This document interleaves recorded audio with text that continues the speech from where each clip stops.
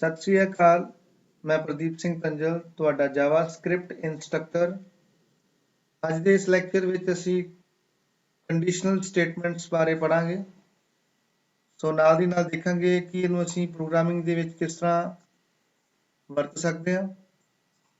ਸੋ ਸਭ ਤੋਂ ਪਹਿਲਾਂ ਦੇਖਦੇ ਹਾਂ ਕਿ ਕੰਡੀਸ਼ਨਲ ਸਟੇਟਮੈਂਟਸ ਹੁੰਦੀਆਂ ਕੀ ਨੇ ਔਰ ਇਸ ਨੂੰ ਕਿਸ ਤਰ੍ਹਾਂ ਯੂਜ਼ ਕੀਤਾ ਜਾਂਦਾ ਹੈ ਤੇ ਕਿਉਂ ਯੂਜ਼ ਕੀਤਾ ਜਾਂਦਾ ਹੈ।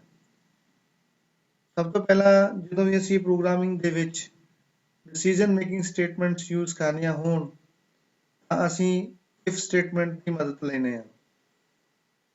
ਸੋ ਜਿਵੇਂ ਅਸੀਂ ਇੱਥੇ ਦੇਖੀਏ ਕਿ JavaScript include if else condition statement to control ਦਾ flow of program similar to other programming language. If statement used for decision making. ਅਗਰ ਅਸੀਂ ਦੋ ਆਪਰੈਂਟਸ ਨੂੰ ਆਪਸ ਵਿੱਚ ਕੰਪੇਅਰ ਕਰਵਾਉਣਾ ਹੋਵੇ, ਜਿਵੇਂ ਮੰਨ ਲਓ ਵੈਰੀਏਬਲ A ਤੇ ਵੈਰੀਏਬਲ B ਨੂੰ ਆਪਸ ਵਿੱਚ ਕੰਪੇਅਰ ਕਰਵਾਉਣਾ ਹੋਵੇ ਕਿ A ਬਰਾਬਰ ਹੈ B, A ਛੋਟਾ ਹੈ B, A ਵੱਡਾ ਹੈ B ਤੋਂ। ਇਹੋ ਜਿਹੀਆਂ ਜਦੋਂ ਅਸੀਂ ਕੰਡੀਸ਼ਨਸ ਪ੍ਰੋਗਰਾਮਿੰਗ ਦੇ ਵਿੱਚ ਯੂਜ਼ ਕਰਨੀਆਂ ਹੋਣ ਤਾਂ ਅਸੀਂ ਇਫ ਸਟੇਟਮੈਂਟ ਦੀ ਮਦਦ ਲੈਂਦੇ ਹਾਂ। ਸਾਡੇ ਕੋਲ ਤਿੰਨ ਤਰੀਕੇ ਦੀਆਂ ਇਫ ਸਟੇਟਮੈਂਟਸ ਹੈਗੀਆਂ ਨੇ। ਚੌਥੀ ਸਾਡੇ ਕੋਲ ਕੰਡੀਸ਼ਨਲ ਸਟੇਟਮੈਂਟ ਹੈ ਸਵਿਚ ਕੇਸ। ਸੋ ਸਭ ਤੋਂ ਪਹਿਲਾਂ ਅਸੀਂ ਪਹਿਲੀ ਸਟੇਟਮੈਂਟ ਦੇਖਦੇ ਹਾਂ ਇਫ ਕੰਡੀਸ਼ਨ, ਜਿਹਨੂੰ ਅਸੀਂ ਸਿੰਪਲ ਭਾਸ਼ਾ ਦੇ ਵਿੱਚ ਇੱਕ ਸਿੰਪਲ ਇਫ ਸਟੇਟਮੈਂਟ ਵੀ ਬੋਲ ਦਿੰਦੇ ਹਾਂ।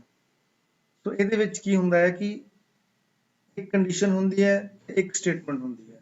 ਇਹਦੇ ਵਿੱਚ ਜ਼ਿਆਦਾ ਕੁਝ ਨਹੀਂ ਹੁੰਦਾ ਔਰ ਇਹਦੇ ਵਿੱਚ ਕੰਪੇਅਰ ਕੀਤਾ ਜਾਂਦਾ ਹੈ ਆਪਣੇ ਆਪ ਦੇ ਵਿੱਚ ਵੈਰੀਏਬਲ ਨੂੰ ਕੰਪੇਅਰ ਕੀਤਾ ਜਾਂਦਾ ਹੈ। ਜੇਕਰ ਉਹ ਵੈਰੀਏਬਲ ਟਰੂ ਹੈ ਤਾਂ ਐਗਜ਼ੀਕਿਊਟ ਹੋ ਜਾਏਗਾ, ਅਗਰ ਨਹੀਂ ਹੈ ਤਾਂ ਕੁਝ ਵੀ ਇਹਦੇ ਵਿੱਚ ਐਗਜ਼ੀਕਿਊਟ ਨਹੀਂ ਹੋਏਗਾ, ਜਿਹੜਾ ਆਊਟਪੁੱਟ ਹੈ ਉਹ ਬਲੈਂਕ ਹੀ ਰਹੇਗਾ।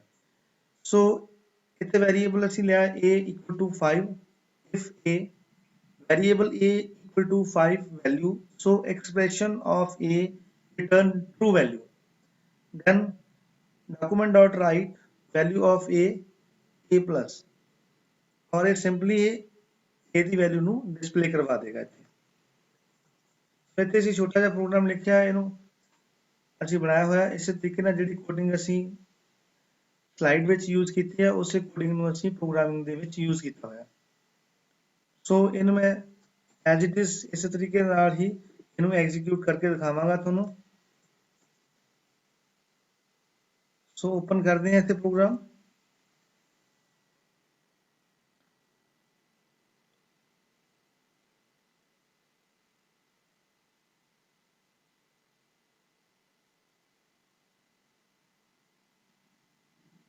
थोड़ा वक्त ले रहा है, कंप्यूटर स्लो हो गया।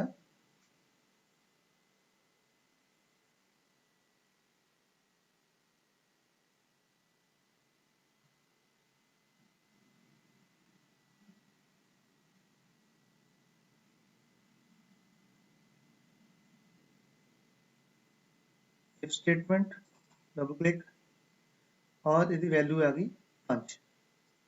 ਸੋ ਸਿੰਪਲ ਕੰਡੀਸ਼ਨ ਦੇ ਵਿੱਚ ਕੀ ਹੈ, ਕੋਈ ਵੀ ਐਲਸ ਸਟੇਟਮੈਂਟ ਅਸੀਂ ਯੂਜ਼ ਨਹੀਂ ਕਰਦੇ। ਅਗਰ ਕੰਡੀਸ਼ਨ ਫਾਲਸ ਹੋ ਜਾਂਦੀ ਹੈ ਤਾਂ ਕੁਝ ਨਹੀਂ ਡਿਸਪਲੇ ਕਰਾਏਗਾ, ਅਗਰ ਇਹ ਕੰਡੀਸ਼ਨ ਟਰੂ ਹੁੰਦੀ ਹੈ ਤੇ ਟਰੂ ਦੇ ਵਿੱਚ ਉਹਦੀ ਵੈਲਿਊ ਡਿਸਪਲੇ ਕਰਵਾ ਦੇਗਾ ਸਿੰਪਲੀ। ਸੋ ਦੂਜੀ ਤਰ੍ਹਾਂ ਦੀ ਅਸੀਂ ਕੰਡੀਸ਼ਨ ਸਟੇਟਮੈਂਟ ਯੂਜ਼ ਕਰਦੇ ਹਾਂ ਇਫ ਐਲਸ ਸਟੇਟਮੈਂਟ। ਜਿਹੜਾ ਸਿੰਪਲ ਇਫ ਹੈ ਉਹਦਾ ਇੱਕ ਇਨਹਾਂਸ ਵਰਜ਼ਨ ਹੈ if else statement. You can enhance the decision making capability of your JavaScript program by providing an alternative choice of to adding an else statement to the if statement. ਅਗਰ ਤੁਸੀਂ ਆਪਣੇ simple if ਨੂੰ enhance ਕਰਨਾ ਚਾਹੁੰਦੇ ਹੋ, ਇਹਦੇ ਵਿੱਚ ਹੋਰ ਬਦਲਾਵ ਕਰਨਾ ਚਾਹੁੰਦੇ ਹੋ ਕਿ ਮੇਰੀ ਕੰਡੀਸ਼ਨ ਅਗਰ ਫਾਲਸ ਹੋ ਜਾਂਦੀ ਤਾਂ ਕੀ ਹੋਵੇ, ਉਸ ਕੇਸ ਦੇ ਵਿੱਚ ਅਸੀਂ if else ਨੂੰ ਯੂਜ਼ ਕਰ ਸਕਦੇ ਹਾਂ। The if else statement allows you to execute one block of code if specified condition is evaluated to true and another block of code if it is evaluates to false, it can be written like this। ਇਹਦੇ ਵਿੱਚ ਸਾਡੇ ਕੋਲ condition ਇੱਕ ਉਹਦੇ ਵਿੱਚ statement ਹੈ else statement ਹੈ block if condition the block ਵੱਖਰਾ ਹੈ else ਦਾ ਵੱਖਰਾ ਹੈ। ਸੋ ਇੱਥੇ ਤੁਸੀਂ ਦੇਖ ਰਹੇ ਹੋ ਐਗਜ਼ਾਮਪਲ ਜਿਹਦੇ ਵਿੱਚ ਮੈਂ ਦੋ ਵੈਰੀਏਬਲਸ ਨੂੰ ਆਪਸ ਵਿੱਚ ਕੰਪੇਅਰ ਕਰਵਾਇਆ। ਅਗਰ a ਦੀ ਵੈਲਿਊ ਵੱਡੀ ਹੈ b ਨਾਲੋਂ ਤਾਂ ਕੀ ਹੋਏਗਾ a is bigger than b else a is smaller than b। ਅਗਰ ਇਹ ਕੰਡੀਸ਼ਨ ਟਰੂ ਹੋ ਜਾਂਦੀ ਹੈ ਤਾਂ ਫਾਸਟ ਜਿਹੜੀ ਇਹ ਸਟੇਟਮੈਂਟ ਐਗਜ਼ੀਕਿਊਟ ਹੋਏਗੀ, ਅਗਰ ਟਰੂ ਨਹੀਂ ਹੁੰਦੀ ਤਾਂ ਦੂਸਰੀ ਵਾਲੀ ਕੰਡੀਸ਼ਨ ਜਿਹੜੀ ਹੈਗੀ ਆ ਉਹ ਐਗਜ਼ੀਕਿਊਟ ਹੋ ਜਾਏਗੀ। ਸੋ ਇਹ ਕੋਡ ਮੈਂ ਪ੍ਰੋਗਰਾਮ ਦੇ ਵਿੱਚ ਲਿਖਿਆ ਹੋਇਆ ਹੈ, ਆਪਾਂ ਦੇਖ ਲੈਂਦੇ ਹਾਂ। ਸੋ ਓਪਨ ਕਰਦੇ ਪ੍ਰੋਗਰਾਮ if else। ਸੋ ਇਹਨੂੰ ਐਗਜ਼ੀਕਿਊਟ ਕਰਕੇ ਦੇਖ ਲੈਂਦੇ ਹਾਂ।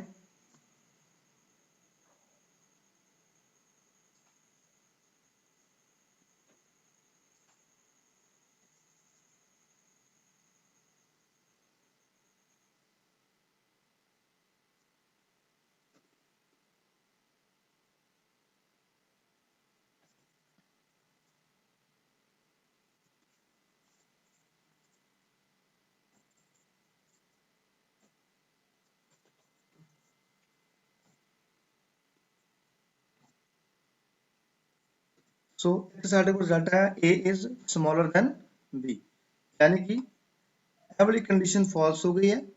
ਉਸ ਕੇਸ ਦੇ ਵਿੱਚ ਜਿਹੜੀ ਹੈ ਦੂਸਰੀ ਸਟੇਟਮੈਂਟ ਐਗਜ਼ੀਕਿਊਟ ਹੋ ਗਈ। ਸੋ ਇਸ ਤਰੀਕੇ ਨਾਲ ਤੁਸੀਂ ਵੈਲਿਊਜ਼ ਨੂੰ ਚੇਂਜ ਕਰਕੇ ਵੀ ਦੇਖ ਸਕਦੇ ਹੋ। ਸੋ ਤੀਜੀ ਤਰ੍ਹਾਂ ਦੀ ਕੰਡੀਸ਼ਨ ਸਾਡੇ ਕੋਲ ਹੈ ਦਾ if else ਸਟੇਟਮੈਂਟ। ਇਹਦੇ ਵਿੱਚ ਕੀ ਹੁੰਦਾ ਹੈ ਕਿ ਜਦੋਂ ਵੀ ਤੁਸੀਂ ਕੰਡੀਸ਼ਨਸ ਮਲਟੀਪਲ ਕੰਡੀਸ਼ਨਸ ਨੂੰ ਯੂਜ਼ ਕਰਨਾ ਹੋਵੇ ਉਦੋਂ ਅਸੀਂ if else ਸਟੇਟਮੈਂਟਸ ਨੂੰ ਅਸੀਂ ਯੂਜ਼ ਕਰਦੇ ਹਾਂ। if else a special statement that is used to combine multiple if else statements। ਸੋ ਜਿਸ ਤਰ੍ਹਾਂ ਅਸੀਂ ਕੋਡ ਦੇਖਿਆ ਗਿਆ ਸਾਡੇ ਕੋਲ if condition 1 else if condition 2 else statement। अगर क्या कंडीशन ट्रू हो जाती है तो गुड है, नहीं तो दूसरी कंडीशन चेक होएगी। स्टेटमेंट अगर ये भी कंडीशन चेक नहीं होंगी फॉल्स ਦੇ ਵਿੱਚ ਸਾਡੇ ਕੋਲ ਸਟੇਟਮੈਂਟ ਜਿਹੜੀ ਹੈ ਲਾਸਟ ਵਾਲੀ ਹੈ ਪ੍ਰਿੰਟ ਆਊਟ ਹੋ ਜਾਂਦੀ ਹੈ। ਸੋ ਜਿਸ ਤਰ੍ਹਾਂ where a n b n if a greater than b document dot write a is bigger than b else if a बराबर है b document dot write a is equal to b else last वाली statement execute हो जाएगी। सो इसी तरीके ਦੇ ਨਾਲ ਅਸੀਂ ਇਹਨੂੰ ਵੀ ਲਿਖ ਕੇ ਦੇਖਿਆ ਹੋਇਆ ਪ੍ਰੋਗਰਾਮ ਦੇ ਅੰਦਰ। ਸੋ ਦੇਖਦੇ ਹਾਂ, ਓਪਨ ਕਰਦੇ ਹਾਂ।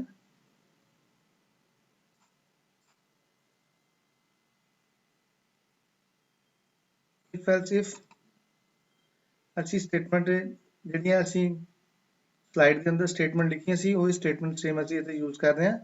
ਸੋ ਇਹਦਾ ਆਉਟਪੁੱਟ ਦੇਖਦੇ ਕੀ ਆਉਂਦਾ।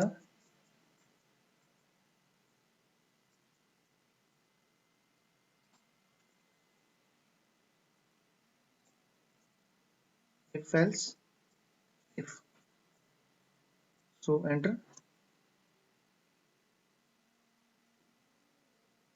a is equal to b, यानी कि ਇਹ ਵਾਲੀ ਦੂਸਰੀ ਸਟੇਟਮੈਂਟ ਜਿਹੜੀ ਹੈਗੀ ਹੈ ਐਗਜ਼ੀਕਿਊਟ ਕਰ ਗਈ।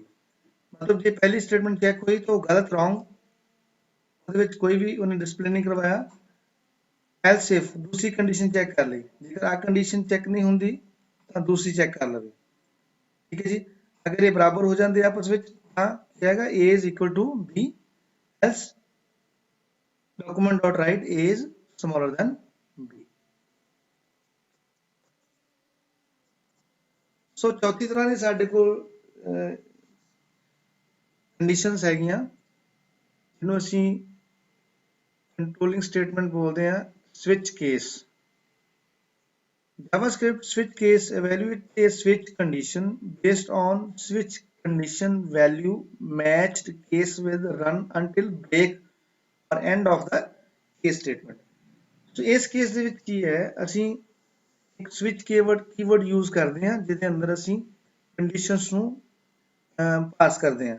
ਉਹ ਕੰਡੀਸ਼ਨਸ ਫਿਰ ਕੇਸ ਨਾਲ ਕੰਪੇਅਰ ਹੁੰਦੀ ਹੈ, ਜਿਹੜਾ ਕੇਸ ਮੈਚ ਕਰ ਜਾਂਦਾ ਹੈ, ਠੀਕ ਹੈ ਜੀ, ਉਸ ਤੋਂ ਬਾਅਦ ਬ੍ਰੇਕ ਲਗਾ ਕੇ ਉਹ ਬਾਹਰ ਐਗਜ਼ਿਟ ਕਰ ਜਾਂਦਾ ਹੈ। ਅਗਰ ਇਹਨਾਂ ਕੇਸਿਸ ਦੇ ਵਿੱਚੋਂ case value 1, case value 2, case value 3, 4, 5 ਵਿੱਚੋਂ ਕੋਈ ਵੀ ਨਹੀਂ ਮੈਚ ਕਰਦਾ ਤਾਂ ਜਿਹੜੀ ਲਾਸਟ ਵਾਲੀ ਡਿਫਾਲਟ ਸਟੇਟਮੈਂਟ ਹੈਗੀ ਆ ਉਹ ਐਗਜ਼ੀਕਿਊਟ ਹੋ ਜਾਂਦੀ ਹੈ।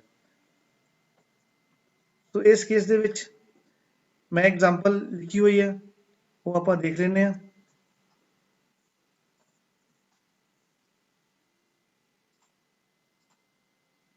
ਸਵਿਚ ਕੇਸ ਸਟੇਟਮੈਂਟ ਜਿਹਦੇ ਅੰਦਰ ਮੈਂ ਇੱਕ ਵੈਰੀਏਬਲ ਲਿਆ week name Wednesday. Switch week name ਨੂੰ ਅਸੀਂ ਸਵਿਚ ਅੰਦਰ ਪਾਸ ਕੀਤਾ ਹੋਇਆ case Monday document dot write Monday working day break case Thursday के अकॉर्डिंगली ਅਸੀਂ डिस्प्ले करवाया मैसेज, फिर Wednesday Thursday Friday Saturday and Sunday last ਵਿੱਚ डिफॉल्ट स्टेटमेंट ਅਸੀਂ ਇੱਥੇ ਅਸੀਂ डिस्प्ले करवाया no any case found. So इस केस ਦੇ ਵਿੱਚ मैं ਸਿੱਧਾ ਹੀ ਪਾਸ ਕਰਤਾ वेडनेसडे। ਪਹਿਲਾਂ केस फर्स्ट ना सैकेंड ना थर्ड ना चेक होएगा, जिथे ਇਹਨੂੰ ਇਹਦੀ कंडीशन ट्रू मिल गई यानी ਇੱਥੇ कंडीशन ट्रू मिल जाएगी ਤਾਂ ਇਹ डिस्प्ले करा देगा Wednesday government holiday, right, break ला के एग्जिट कर जाएगा।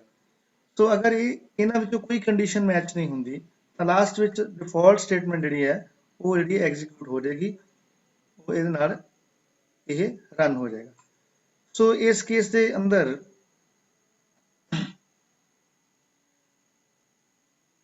सिर्फ डिफॉल्ट स्टेटमेंट लास्ट ਵਿੱਚ ਉਦੋਂ ਪ੍ਰਿੰਟ ਹੋਏਗੀ ਜਦੋਂ ਕੰਡੀਸ਼ਨ ਟਰੂ ਨਹੀਂ ਹੋਏਗੀ, ਅਦਰਵਾਈਜ਼ ਜਿਹੜੀ ਵੀ ਕੰਡੀਸ਼ਨ ਟਰੂ ਹੋ ਗਈ ਤੇ ਸਟੇਟਮੈਂਟ ਪ੍ਰਿੰਟ ਹੋ ਕੇ ਐਗਜ਼ਿਟ ਕਰ ਜਾਏਗਾ। ਸੋ ਦੇਖਦੇ ਹਾਂ ਦਾ ਰਿਜ਼ਲਟ ਕੰਟਰੋਲ ਪਲੱਸ O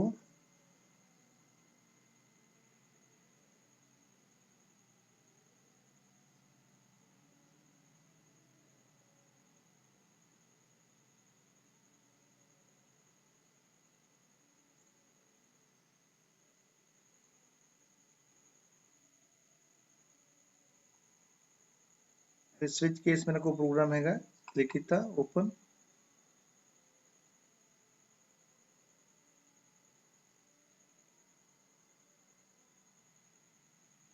थोड़ा टाइम लग रहा है।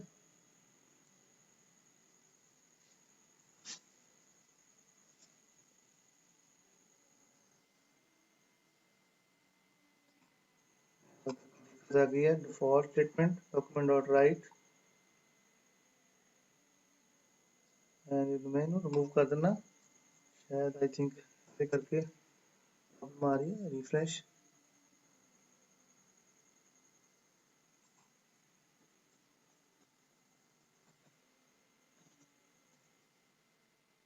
केस